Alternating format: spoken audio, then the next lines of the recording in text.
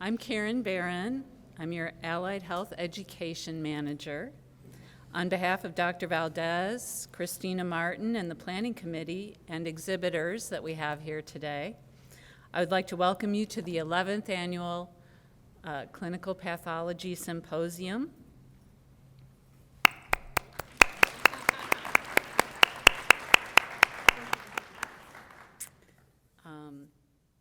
Our theme today is resilience, rebound, and readiness, and I think you'll be hearing in the talks today and the exhibits. Those themes will keep coming up, so kind of think about that.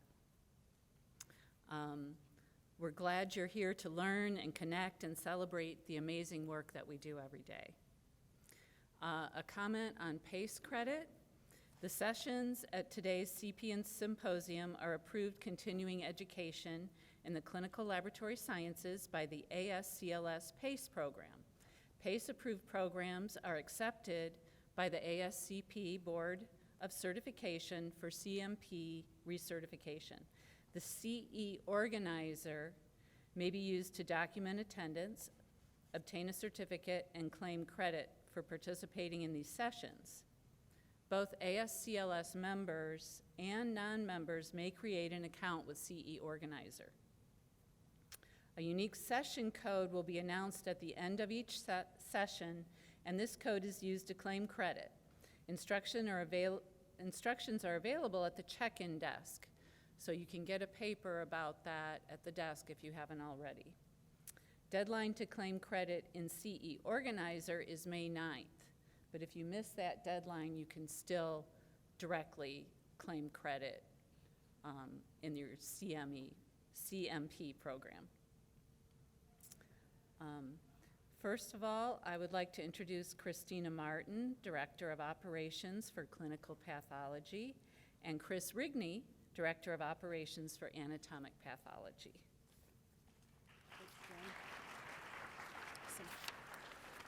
So thank you, Karen, and welcome everyone. So as Karen said, I'm Christina Martin, the Clinical Pathology Operations Director. I had a couple 4 a.m. thoughts, so a little bit of note card action there, thanks to my dad's habits. So I think throughout our careers, we have defining moments that you can probably all identify with, and those mark in time certain events, and we reference, before and after, before COVID, after COVID, before NCRC, after NCRC. And so this year actually marks the first time since the inception of the CP Symposium that I wasn't part of the planning committee officially. And I think that is a great testament to the evolution of our department. So over a decade ago, or longer, we've had a vision and a dream to have a role like Karen's to facilitate education, not only of our interns and externs, but also recruitment and development for staff education as well. So it's really exciting to have that become our next step in our journey. The CP Symposium was created originally based on employee engagement feedback and comments. So for those of you who are around that long ago, that was the originating feature. People were asking for high quality local CE, and so I think this has been a great opportunity, and Karen is continuing on with that tradition. I know COVID has been particularly hard on all of us. It's really easy to focus on all the things that we've lost throughout that time, but and some of those are quite painful. I know we all have shared those individual moments with one another, but I think our resiliency really relies upon focusing on the positive things. We have a lot of new faces, new leadership that has been hired during the COVID era to help complement all the existing faces we've had over the decades. And so I think we have a really bright future ahead. So with that, I just hope you enjoy the symposium, and I'll turn it over to Chris. Hi. So this is the first time I've ever participated in this symposium. Anatomic pathology is a separate division, but through my partnership, even in the before times with Christina Martin and building this building, one of the main principles we were building laboratory design was the incorporation of different teams, and to take advantage of our shared knowledge and experience and spaces. So we've developed a nice, efficient kind of group and a more cohesive group. high reliability organization, one of the principles we've been looking at Leadership Huddle is building strong relationships and meaningful relationships. And I feel like we really have reached a new place in spite of COVID, and maybe sometimes because of COVID. Realizing the joy through the pain and the value through all the things that we've had to struggle together through has really been very important and valuable. The things I would like to highlight about this symposium that I'm really excited about, kind of adding to what Christina said, it started from employee engagement and also a need for education. By the dream that Christina and I both have had for a long time, even separately before we worked together, was to have an allied healthcare program and grow schooling and education, and to reach out into the community and develop a platform where we could recruit students into the field of laboratory science. And I think we have successfully made that first step. And even with Karen's innovation and building relationships in the community, we've really started a platform where we've had our first histotech internship partnership with Indiana, and have a good, strong basis. Other things that I spoke to a few people before we got started, and about the engagement with the interns and students. And I think we realized last year at a major event at the Big House how it really sparked the joy about our field, and realized a new way to contribute in spite of all of the hardship we've been plowing through. Kind of was it reinvigorating for all of us, and I hope that having the tables and the different displays set up and interacting with others gives you kind of that rekindled joy in the face of all the things that we're challenged with workforce staffing. It's really an exciting time for our department, and it's my privilege to be here to help welcome and kick off the meeting today. Thanks so much.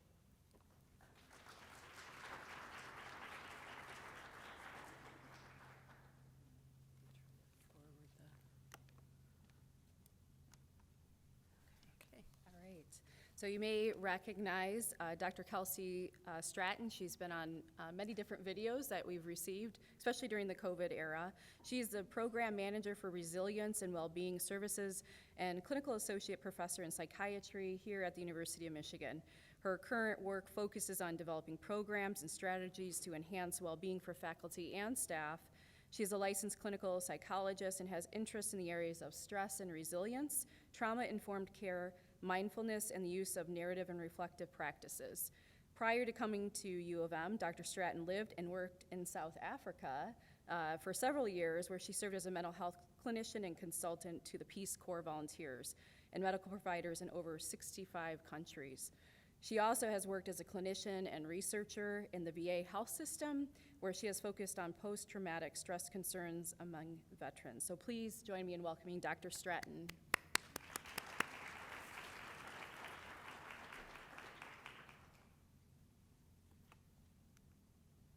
Hello, good morning, everyone. Is my sound okay in the back? Okay, great, wonderful. Well, it is such a pleasure to be with all of you here today. And I was thinking as I was walking in that I always think about events like this, right? What is the opportunity for an event, a symposium, that changes up the rhythm of your day a bit, right? You get to come here, you get to learn, but you also get an opportunity to be with other people in a different kind of way, right? In a different location. You get some food, right? You get to see few tables, you learn from each other, perhaps develop different kinds of relationships. And that's really what I want to focus on today, that this is an opportunity to come together, to get to know each other, to talk about relationships and connection, because ultimately that's what helps us be resilient. It's what helps us connect to joy, to meaning, to purpose. And we can do it in many different ways, as individuals, in our relationships with one another, but also as a team, as a department, right? What does that look like? And so that's what I want to cover today as we talk about joy, as we talk about resilience and connection. And we are going to co-create this session a little bit. So in my bio, there was a line that I've always been drawn to narrative and reflective practices, but really drawn to stories. And I think what drew me to psychology, and clinical psychology specifically, is about stories, is about people. What are the stories that we tell ourselves? What are the stories of our lives? And so we're going to get a chance to share some stories with each other today as well. So we talk about joy, we talk about resilience, and I also recognize that it's hard to be a human being sometimes too, right? That there may be a lot on your mind when it comes to your own health, your own well-being, that of the people around you. That we live in a world where there is a lot of pain and suffering, right? There's violence, there's war, many different things on people's minds. And so I acknowledge that. And to contact a joy, right, does not mean that we ignore that either, but that we recognize that suffering and joy in many ways are connected, right? They go together, that we can have both in the world and in our lives. And to connect to joy is not something that we have or we don't, right? That joy is a practice, right? We can practice joy each and every day. And that ability to practice allows us to cultivate some degree of hope as well, even in the midst of pain and suffering. And so how do we hold that? We can create opportunities for joy, which is not always easy, because we as human beings also tend to be on the lookout for problems. We tend to be on the lookout for things that are a threat, that are perhaps dangerous to us for very good reasons, called the negativity bias that we all have. And so it takes a little extra effort at times to tune in to what is joyful or what is peaceful or calming around us. And so that may come more or less naturally to some of you. But again, we can practice this. We can tune in to sources of joy or hope or healing in our lives and ultimately enrich our lives and connect us to that hope. I want to share an example. Since you are all scientists here in the room, I also hope you'll indulge me a little bit of a science story. So I've been reading recently about the work of Suzanne Simard. If you're not familiar with Suzanne Simard's work, she is a really wonderful scientist. She's a forest ecologist. And her work was the first to prove, kind of beyond a doubt, that forests operate as a single organism. So a forest is more than a collection of trees, that trees communicate with one another, that within a forest there are below-ground fungal networks and mycorrhizal networks, that there are what Suzanne Simard called the mother trees, or even the parent trees, the elder trees that created hubs in this network of the forest that nurtured other trees and organisms within the forest. They could shift resources around. For example, if there was a forest fire or disease in one part of the forest, they could create new resources. They could be resilient, right, flexible, right? But also vulnerable, right? Because again, when everything is connected, we feel what happens in other parts of the network. But this work is really interesting and I think has captured the imagination of a lot of different disciplines in public health and in the social science and even in the arts, because I think we also recognize this to be true of our human relationships, that we live in communities, we live in networks, that we are connected to one another. And just as a forest is more than a collection of trees, a community is more than a collection of human beings. And so how do we think about the health of our communities, the health of our connections? Right? What does that look like? What does that feel like? What influence do we have on each other? And as you think about your own communities, your families, your relationships, your work colleagues, what are those connections like? And so Simard has written about the resilience of forests, again, these single organisms that work together in collaboration. And she talks about how this is a resilient network. It's regenerative. And she talks about human relationships and connections too. It's what keeps us happy and healthy, productive, right? That this is part of how we connect with one another. And this has been a really interesting time in history these last couple of years, because in many ways the pandemic has kept us away from each other, right? It has disrupted our relationships and our communities. And so we might need some readjusting, right? Some recalibration in terms of what's most helpful for us now. And even as you think about your experiences today, what kind of connection would be most supportive to you, right? Or in your everyday work, what kind of connection do you need? Because there are many, many different ways to do this. Again, what you get from your own personal connections and relationships may be different from what you need from your work colleagues, but there are opportunities to cultivate connection and also reinforce these opportunities for joyfulness, right? Joy cascades across people. And we can do that through mentorship and helping each other, right? With practical assistance. But we can also do this with play, right? With humor, with sharing a meal or sharing a story or parts of our lives with one another. We can do this by being curious about each other's experiences. Where do we slow down enough, right, to wonder about people's lives, to learn about them? It's not easy, especially with the pace and the demand of every day. And how do we model a bit of vulnerability as well? Right? We all have a story. And how do we tell parts of that story? So what I want to do today as a way to, again, co-create some joyfulness and some connection is to talk about ways that we can share moments of joy or calm or meaning with each other, right? To tune into what's around us, what's right in front of us, and to share that with each other. And so there's a really lovely practice that I like called mindful photography. The photographer Jared Gottlieb has talked about this and calls it moments of grace in the endless stream of experience. Tuning into what's around us when the world just keeps going on and on and on, right? It's sometimes a pretty hectic pace. And so how do we pause, we slow down, we tune in? Where are those moments that give us hope? And so mindful photography is we're gonna adapt it a little bit for today, but is a practice in which you perhaps make a commitment to take a photo once a day, something that sparks your joy or piques your interest, right? Something that is meaningful to you.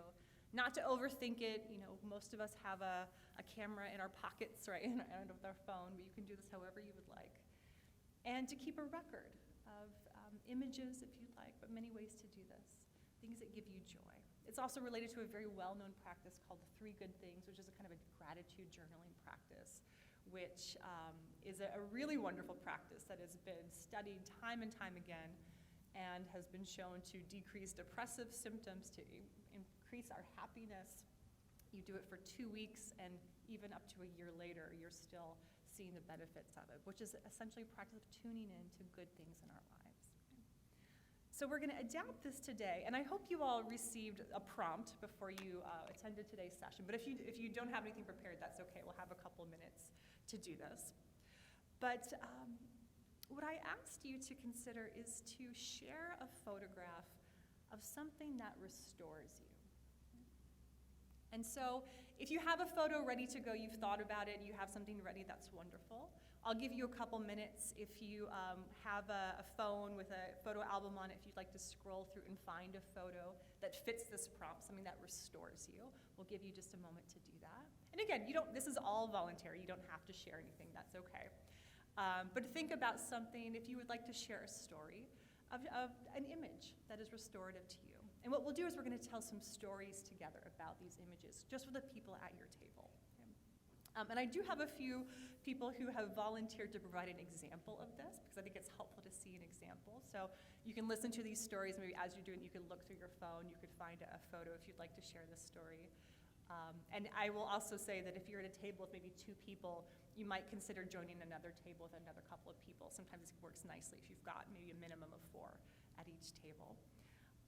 But this is just a chance, again, to engage a little bit of storytelling and to share a little bit about what gives you some joy or restoration. So let's start with a few examples. So if Peggy is here, and if you wouldn't mind coming up to the front to share a little bit about your photo here.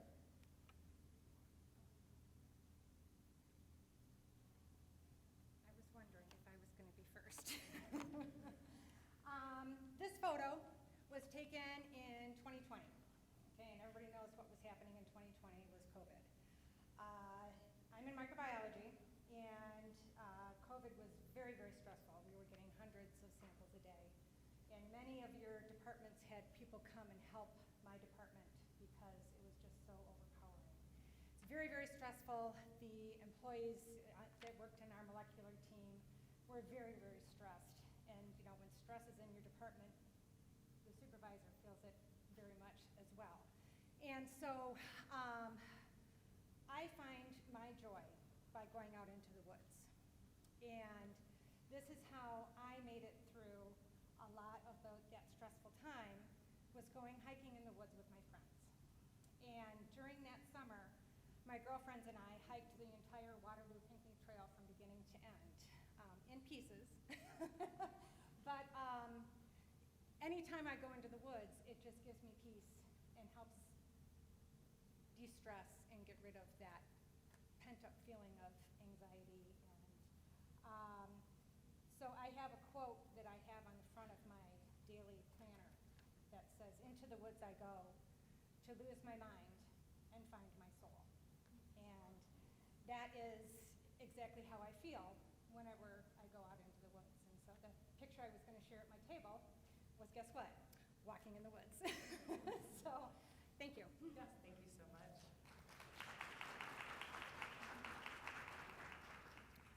And do we have Andrew here?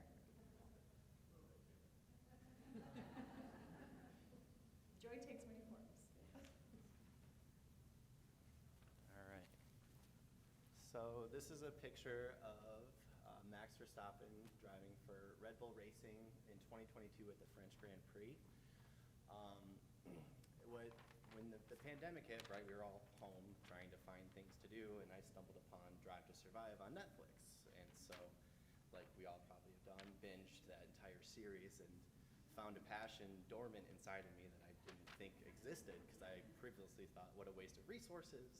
Like, what can we do? Like, why are we burning this gas and all these events? But I really just connected with the competitiveness of the sport, how, like, you can plan and spend millions in dollars, and then within seconds it's just gone, and how they bounce back, and they come back the next week and weekend and go through that. And then through my passion, my son found it too, and he actually liked this car the best, so that's why it's our team. So now Sunday mornings are dedicated to us spending time together, having breakfast and enjoying the race together. And now there's like more podcasts. It's really growing in the state. So I think what was cool about it was that I discovered something I never thought would have happened. And for me, that just gives me more excitement to see what other things I don't know that I have passionate about. So, yeah. Thanks.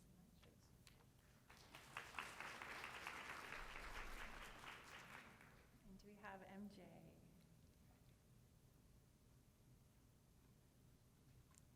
And we have 3 of your slides, yeah. So we can do one at a time if you'd like. Just do one at a time, or can I do the whole thing? I think you can do one at a time. One at a time? Okay. So, what keeps me restored? Gardening is my way of detaching my mind from work.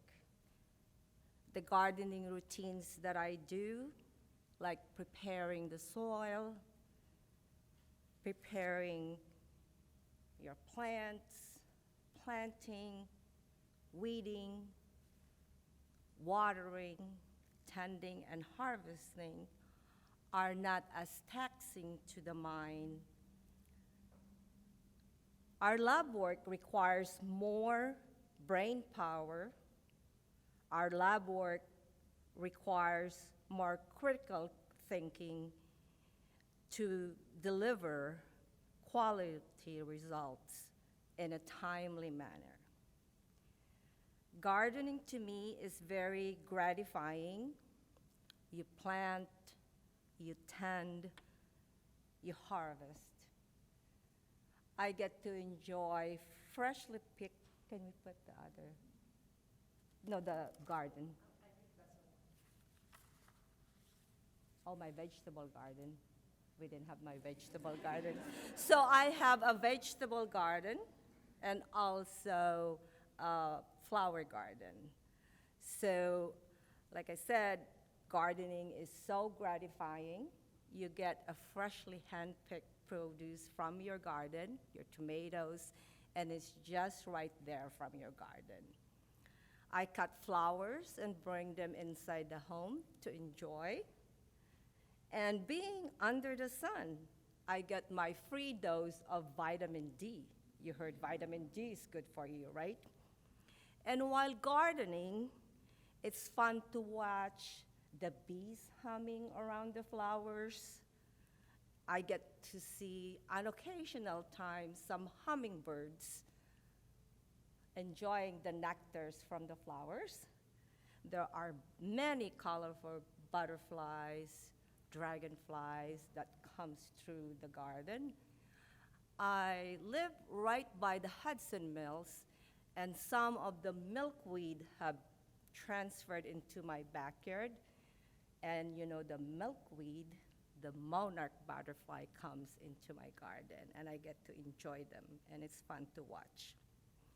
During winter time, I do my gardening, journaling, gardening, and planning for my next year. So to me, gardening grounds me, and gardening feels me restored. So can I do my other? What gives me joy? As part of my self-care, I make a commitment to go running after work. I follow and commit to a schedule. Monday to Friday, I run 5K. And Saturday and Sunday, and on my days off, I run longer. I do the 10K at the Hudson Mills Metro Park. During each run, I challenge myself to run a little faster, and thank for my running buddy, my Taro, my dog. He's an American Akita. He keeps me in check and just run me. We focus on every step, and we just have fun running. Running gives me more energy. Running gives me joy.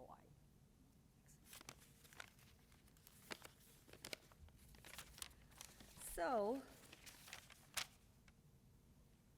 everyone should remember that legendary speech of our famous Michigan football coach, Bo Schembechler, to his Wolverine team. He said, and I quote a part of his speech, "But there's gonna be one team that is going to play as one team. No man is more important than the team. No coach is more important than the team. That team, that team, that team." When COVID hits us, each one of us was faced with a very challenging situation. There were COVID protocols to adhere to, and for the lab to continue to operate 24/7, we adopted the Lombardi schedule, if everyone remembers that. We were divided into 2 shifts. Team A worked 7 a to 7 p.m. Team B worked 7 p.m. to 7 a.m. To thank the team, I wrote this thank you card that you see there in my picture and presented them the team towel with the name of each member of my teammates, the heme team then, on the towel. I told the team, we are gonna get through this. We are gonna be open-minded. We are gonna be flexible. And most important is not to lose, is we are going to focus on our purpose, to deliver the best care for our patients and to care for each other. The team focused on our purpose. The team recognized that together we are stronger. The team continues to demonstrate their resilience as we become the clinical core lab, the CCL team, a larger clinical core laboratory team. We are forming as the CLL team. We are normalizing as the CLL team. And we are learning from each other as the CLL team. This is what resilience means to me. That team, that team, that team. That's what I want to share with you guys.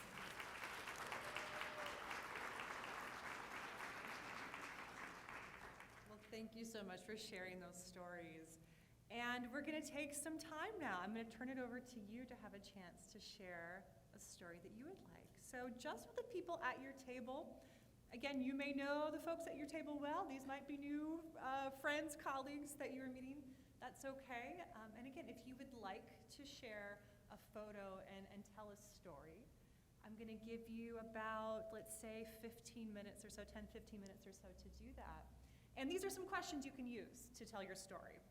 So first, just describe, what is the image? What's happening there? Okay. And why did you pick that image?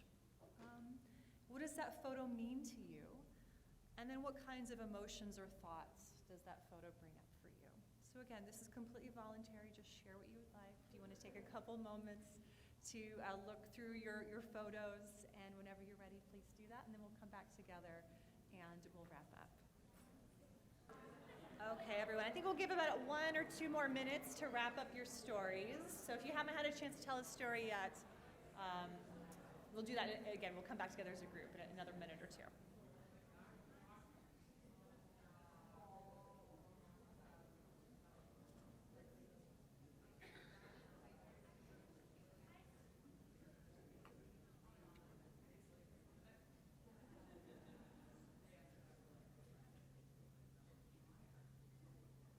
Well, it seemed to get really quiet in here suddenly, so maybe the stories are done.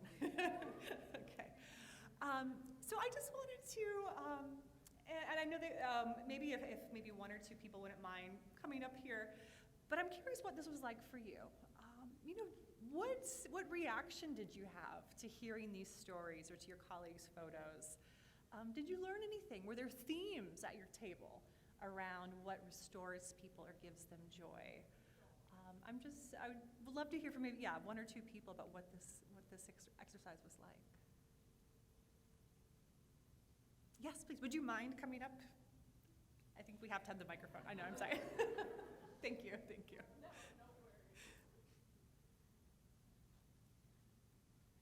Hi, I'm Allie.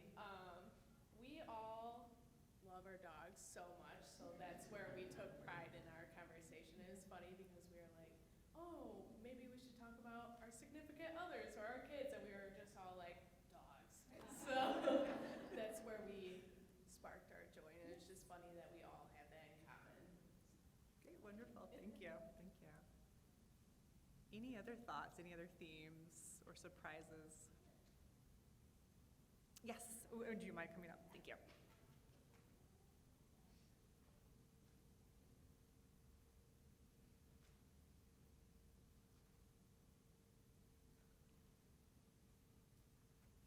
Okay, so I'm at the table with all the other MLS interns, and so the common theme in like a lot of our photos was usually like kind of like a person or like friends or like some sort of like object, not an object, but mostly like a person. Like some people had animals, some people had like family members, friends that like all like kind of keep us grounded and like bring joy to us, because those are just like our people that help us keep us normal going through this.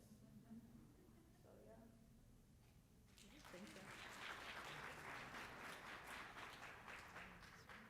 Well, thank you so much for telling those stories. Was anyone surprised, or did you learn something new about someone at your table? Some people, yeah, okay. And so it's just an opportunity to, in a more informal way, to learn a little bit about people's lives, right? To see a part of their life, right? Whether that's a pet or a person or a garden, right? Or something they like to do. In my time, we talked about gardening and pets, so we covered those. But it's also about how these everyday activities, right? But also the connections that we have in our lives, how vital they are. For that moment of grounding, right? A moment of peace, a moment of being with someone, or something else that really enriches us, which nourishes us. And so we have that in our personal lives, of course. And I would also invite you to consider, how do you build that in to your work lives? Right? Are there opportunities you have to check in, to tap into a bit of joy? Okay? And maybe there's just a moment of pause or rest throughout the day. Or or maybe it is connecting with one of your colleagues, or maybe it's really connecting to the meaning, the purpose of your work. I mean, you talked about that, right? This is why we do what we do, which can be really powerful. And so you can do that, of course, for yourself. But as you think about your teams, as you think about your colleagues, how do you do that together? How do you create that, an environment where it feels enriching to be in your work, right? Not without stress, right? At times, not without pain, not without suffering sometimes, right? That is also part of life and the experience. And we need joy. We need to tap into that joy. So I want to thank everyone so much for participating today and for telling your stories. And as we start to wrap up, I also wanted to share this really lovely quote I love from Archbishop Desmond Tutu. And he had said, "Discovering more joy does not save us from the inevitability of hardship and heartbreak. In fact, we may cry more easily, but we will laugh more easily too. Perhaps we are just more alive. Yet as we discover more joy, we can face suffering in a way that ennobles rather than embitters. We have hardship without becoming hard. We have heartbreaks without being broken." So there's a little bit of vulnerability, right? There's a little bit of vulnerability in tapping into our joyfulness. And we can do that. What if we choose joy? What if we choose joy in our relationships, in our lives, in our workplaces? And to ensure that it's also a shared responsibility, can you also eliminate joy diminishers, right? What takes away your joy? And this is an interesting question for teams and in a workplace, right? What creates some of that stress? How do we get rid of those stresses, those everyday stresses, to minimize them? Connecting again to meaning, to purpose, to be generous in gratitude and recognition and appreciation.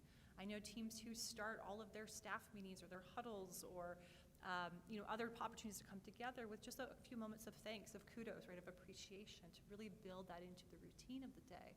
Because while you may feel it, if you don't say it, other people may not know, right? So it can be another way to do that. And to welcome these moments of delight, right? These small moments that then make a big difference. And so again, as a department, as a team, how do you do this? What makes a good day? It can be an interesting question. What matters most to you in your work? And what commitment can you make to practice more joy in your everyday? So I'll leave you with those thoughts as we end today, of what matters most to you. How do you make the commitment? How do you bring this into your day? Set that intention for joyfulness, to welcome delights, because you all have them. We can savor them, right? We can bring that intentionality to those experiences, which then allows us to practice it more and more and more, and be able to cultivate more joy, more resilience, and more connection. So I want to thank everyone so much for being part of this session, for creating this session, and for sharing your stories. And I hope you continue to share stories with each other as you find little moments of rest throughout the day as well. So thank you so much, everyone.